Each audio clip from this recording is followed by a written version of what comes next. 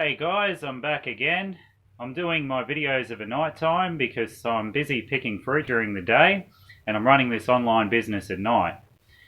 So what I want to talk about tonight is the reason why I've got into the online business. Now, I've said this in previous videos that I had set up multiple businesses over the years. To start with, I'd started a farming operation where I was growing a few chilies, some Caissans and some bird's eye chilies. And later on down the track, I attempted to set up a commercial fishing operation. Now, this is the main topic that I want to talk about tonight. And I want to talk about what's involved in getting into this industry and the reasons why I've actually started an online business. So as a commercial fisherman, it's your responsibility to keep up with all the legislation that's to date. So if new legislation comes out, it's your responsibility to keep up to date with this on a monthly basis.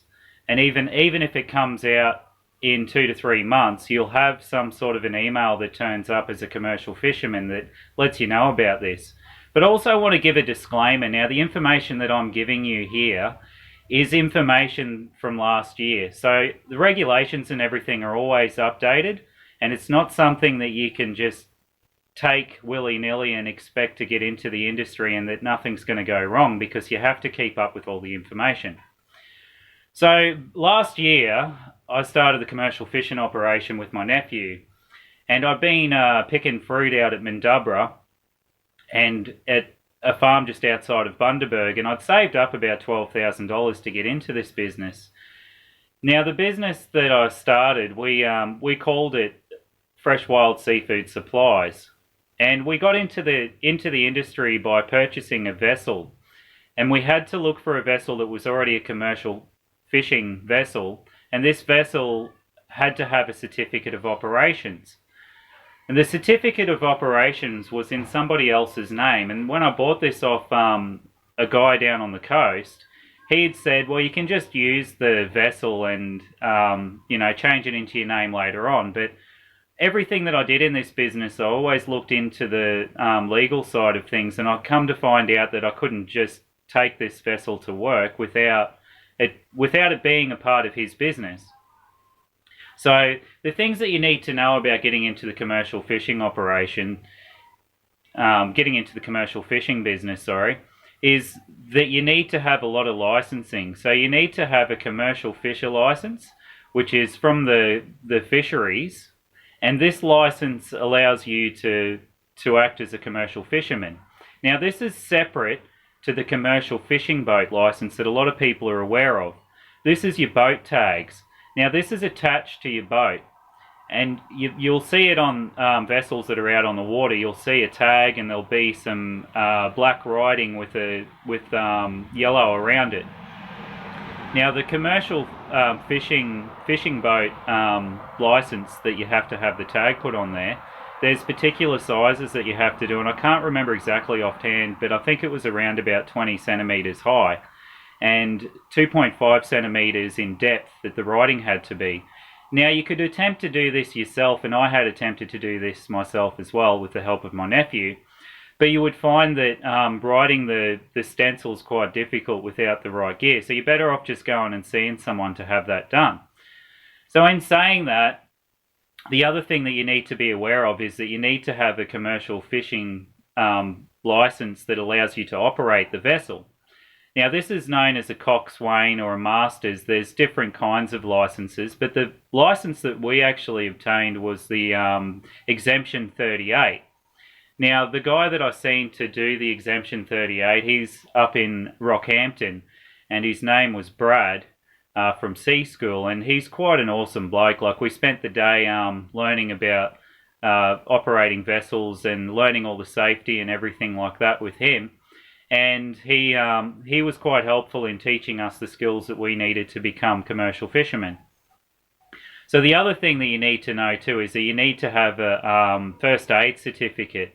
So you have this license, but having a first aid certificate is something that you're going to need when you're out on the water, and it's mandatory that you have it. So we went for this as well, and that's going to cost you around about an extra $100. So that Exemption 38, I think it was around about $600 at the time, which it may have gone up by now, which you would expect that with the amount of work that goes into getting you this certification. So after the exemption 38, you need to be aware that your vessel will also have to have a certain amount of safety equipment, depending on what the classification is of the vessel and where you're allowed to operate. Now, we're in the 3E, which allows you to operate within 500 meters of shore, and that would allow you to operate basically in the estuaries and a little bit offshore when it was completely smooth water.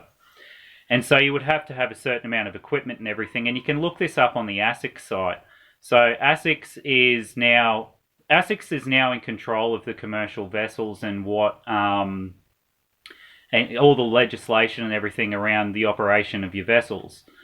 So you would see them now about getting your commercial boat registered and everything like that. So as far as fisheries is concerned, you need to have the commercial fisher license with fisheries, and you also need to contact them before you start any sort of operations. Now, we had our commercial fishing boat, we had a C1 and an L3 license, and this allowed us to chase mud crab.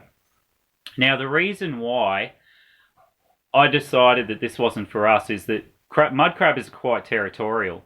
And the nephew and I were operating up in Tenham Sands, and we ended up getting into a confrontation with a couple of crabbers. And we weren't even aware of the fact that these crabbers were operating in the area, which we would not have set up if we'd known that they were in the area. And the conflict just escalated, and we ended up getting into a fight with these mud crabbers, having one of the mud crabbers actually jump onto the vessel and attempt to attack my nephew, who was operating the boat at the time. And a few punches were thrown and a few things like that. I ended up punching one of the deckies. I ended up punching the decky in the jaw, and he ended up in the water.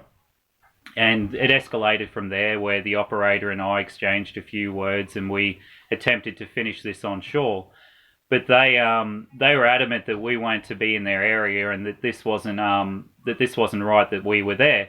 And in the end, the conflict finished and we went home.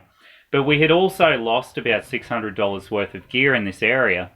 And so at that point I realised that, we've put $12,000 into this, and plus some extra money along the way in running costs. So in the end it was around about $20,000 that I'd spent in this business. And I had a very similar thing happen with the trying to set up a farming operation. And with the farming operation, I'd spent that much money trying to get the business up and running, and the original crops that I grew, I had made a profit off it, but it wasn't anything to actually support the family and to leave the job that I was in. Although I had actually left the job. In both instances I'd left the job and attempted to set up the farming business and the crabbing business. Now, what I've come to find now with the online business, I can operate this online business at night. And it's something that I can slowly work and build up. Whereas with any other business that I've tried to go into, you need to be there to maintain it. And it's difficult to grow a business when you are at work, because you don't find the time to build the business in the way that you want to. So this is really the easy industry to get into at the moment if you are currently in a job. So I just wanted to inform anyone that's out there that's looking to try and set up a business, that maybe consider the online business. And as far as the commercial fishing goes, I would just be careful if you do go into this industry where you set up, because you could end up upsetting someone. And have a look around and make sure that you're not in someone else's turf, because that's going to be a big problem for you if you are. I mean, there's no laws saying that anyone owns the areas, but it's just common courtesy not to go into somebody else's turf and start catching their crab or fishing in their area. So yeah, that's it for me tonight. I just thought I'd drop a little bit of value. If anyone has any further questions, I'll be happy to answer them for you. Thank you very much for watching, and I'll see you in the next video.